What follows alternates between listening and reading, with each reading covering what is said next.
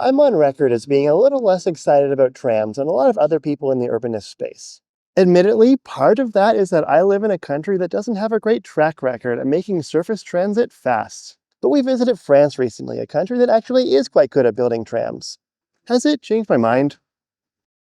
This is Lyon, the second city of France by metro area population.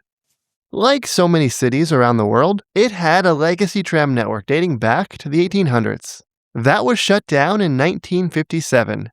Its modern network opened in 2001 and now has 8 lines. The first thing Lyon does well, also France more broadly, is that their trams are relatively fast. The most recent Toronto streetcar I rode, or this roughly comparable bus in Montreal, those average about 9 to 10 kilometers an hour across their route during rush hour. The most central street-running tram line in Lyon, T1, averages 14 to 15 kilometers an hour. Comparing speeds is a little tricky because they run through different environments. Suburban trams and buses, for example, are faster because intersections are further apart. Stuff like that. But I've run the numbers on lots of lines and the pattern is pretty clear. French trams are faster due to having more dedicated lanes. They have a strong priority over cars at traffic lights. And more space between stops. Lyon's T1 averages 430 meters between stops. That Toronto streetcar has stops every 240 meters. The Montreal bus, every 200 meters. Having more stops sounds good. People don't have to walk quite as far. But 200 meters or so doesn't save that much time and effort. And every time a tram stops, that's time slowing down, opening the doors, speeding up again. Ooh, maybe you've missed a light. The second success of French trams is the urban environment. The trams and their infrastructure make the streets look and feel nicer. This section of road in front of a major mall is fully car-free. Tram cyclists and pedestrians only. There's a highway along the water 300 meters over, so drivers are doing okay. A tram isn't, strictly speaking, needed to redesign space like this, but it provides an opportunity. Although for this section, the street went low car before it went fully car-free. For the sections where cars share the same road as the trams, which is a lot of the route, cars have a smaller place on the road and don't feel like they dominate everything. Here, the tracks are embedded in stone paving that adds detail and texture to the street. Many sections use green track, grass-covered tram track beds. If you're a pedestrian crossing the street, there are fewer cars to worry about.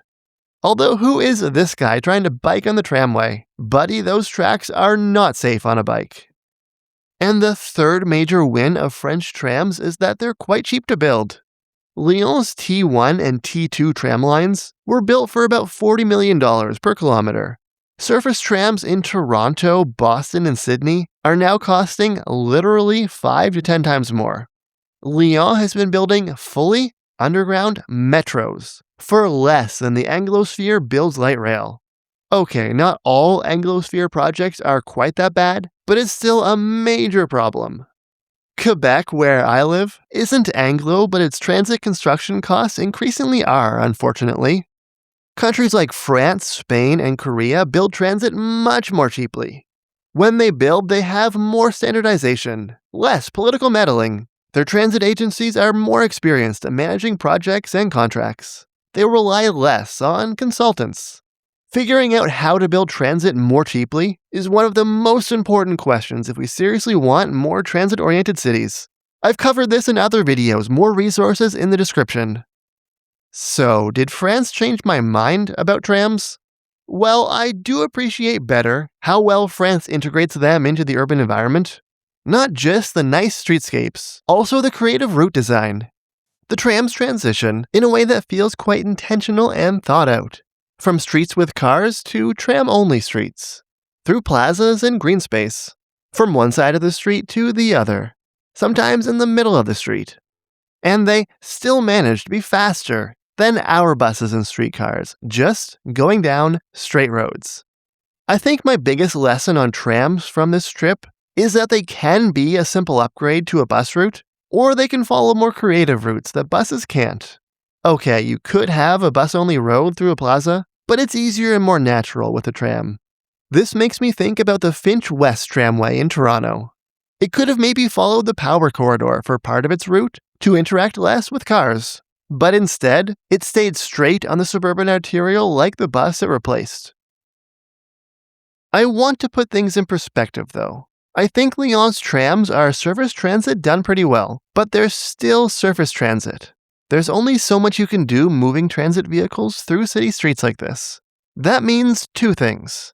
First, and I know this is personal and doesn't apply to everyone, but it is my situation, even with pretty good surface transit, I still usually find it faster, more convenient, and cheaper to bike, at least in cities with good bike infrastructure. Not everyone can bike or wants to bike, that's fine, I get it, but if you can, it's really competitive with surface transit for speed. Second, trams are not a replacement for subways or metros, at least street-running trams like this. If you have substantial off-road sections, it can be a different story. T1 might be 50% faster than a Toronto streetcar, but it's still half the speed of the Lyon metro. Trams aren't metros, what a shocker! This will be obvious to a lot of you. But the idea that metros should instead be built as trams comes up surprisingly often in a lot of cities. Ask me how I know. The even bigger point about trams that I want to make though, is that they can be built in so many different ways to do so many different things. With a subway or a metro, you basically know what you're getting. A higher capacity urban rail line running completely separate from traffic.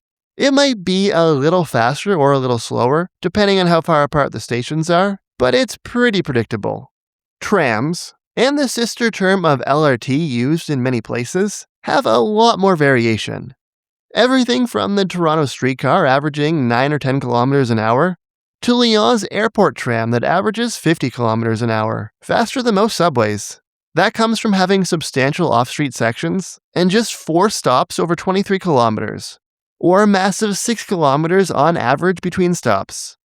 Because trams can vary so much, I really wish our discussion of trams could be more focused on the details. So, you want your city to build trams. Why do you want your city to build trams? What specifically are you hoping to improve on versus a bus? A nicer, smoother ride? More greenery on the street? Better capacity versus a bus? All of those are good. But now, how are we going to make sure it's as big of an upgrade over a bus as it can be? Number 1, how are we going to make it fast? Dedicated lanes. Aggressive signal priority. Wider spacing between stops. Number 2, are we going to design the route to be better than could be done by bus? Is there an old rail corridor to revive? Can we redesign road sections to be car-free? Build some car-free bridges? Make use of parks or green space for the route? I'd like to move the discussion from we should build trams to what specifically can we do with trams? Especially if they're going to cost as much as they are. We really cannot accept just getting a somewhat nicer bus. We have to get the details right. Thanks for watching through to the end of the video. Don't forget to like and subscribe, and a special thanks to our supporters on Patreon.